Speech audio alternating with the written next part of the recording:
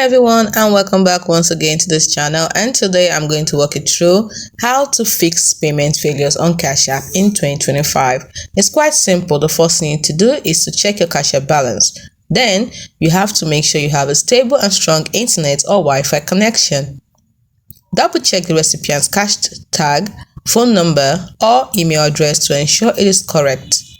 Then update the Cash App because the latest version is the best if it still doesn't work out.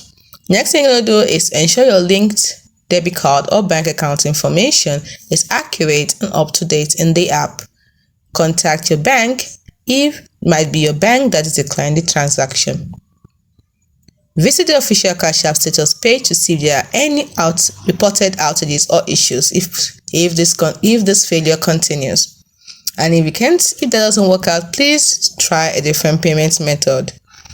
If one linked method fails, try using an alternative card or bank account. If your account is not fully verified, there might be sending limits, so complete the verification process within the app.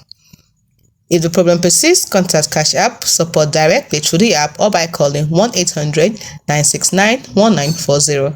Thanks for watching.